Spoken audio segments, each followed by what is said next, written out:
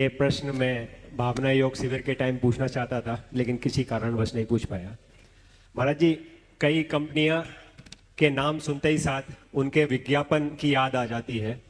जैसे कि एक निरमा कंपनी थी, तो वो विज्ञापन याद आ जाता है कि वॉशिंग पाउडर निरमा और दूध सी सफेदी निरमा से आए। ऐसे ही महाराज श्री भावना योग का नाम सुनते ही साथ ही मुझे शांत रहना है, मुझे शांत रहना है, ये अपने आप ही याद आ जाता है। महाराज जी, मेरा प्रश्न है कि क्रोध कषाय के लिए मुझे शांत रहना है, आपने ऐसा बताया है। क्या मान माया और लोभ कषाय के लिए भी इसी तरह के तीन मिल सकते हैं? एक सूत्र अपना लो, सब ठीक हो जाएंगे। मुझे सहज रहना, समझ गए आप? पर्टिकुलर जैसी बीमारी वैसा इलाज। क्रोध के लिए हमने इसलिए कहा क्योंकि इसके मरीज ज्यादा है।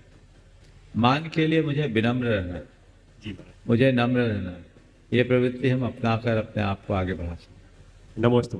एक वर्षों से मेरी तमन्ना थी, मेरी इच्छा थी, और कि मैं आपके सानिध्य में पर्युषण पर्व में शिविर अटेंड करूं। और वर्षों से ये एक मेरी इच्छा चली आ रही थी कि सिद्ध चक्र मंडल विधान में आपके सानिध्य में एक मंडल लेकर मैं भी उसमें सम्मिलित हो सकूं।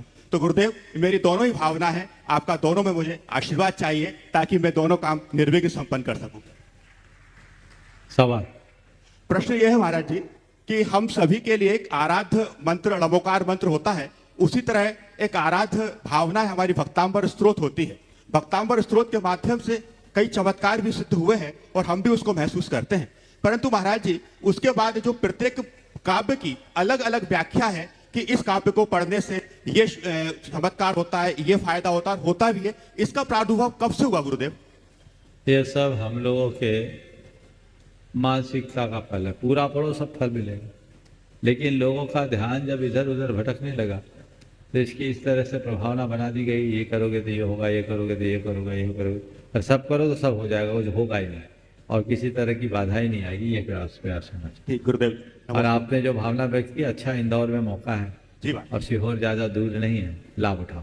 महाराज जी, पिताश्री मेरे कहते थे कि कुछ भी काम करना है उसके पहले रिजर्वेशन करा लो, 4 महीने पुण्य का आश्रम मिलता रहता है। तो क्या ऐसा सिद्ध चक्र विधान में कोई टोकन मनी का प्रोविजन है कि मैं उसको बिल्कुल है, और आप चाहें तो आज ही कर सकते हैं। विधान तो होना ही है जी। और बिल्कुल आपने जो कहा है 2-4 दिन में और उसकी रूपरेखा विस्तृत रूप से कर दी जाएगी।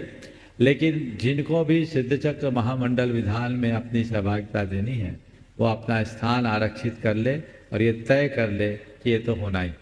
नमस्ते। बहुत सुंदर। ये एक बार जोरदार अभिनंदन कर दे पंकज का। ये जैन जगत के प्रख्यात मनीषी विद्वान, एक जमाने में जिनके नाम की तूती बस्ती थी, पंडित सागरमल जी विदिशा के यशस्वी सुपुत्र हैं और अपने पिता के ही लाइन पर चल रहे। वर्तमान में सीहोर कॉलेज में प्रोफेसर है और बहुत अच्छे से धर्म ध्यान में लगे हैं। बहुत बहुत आशीर्वाद।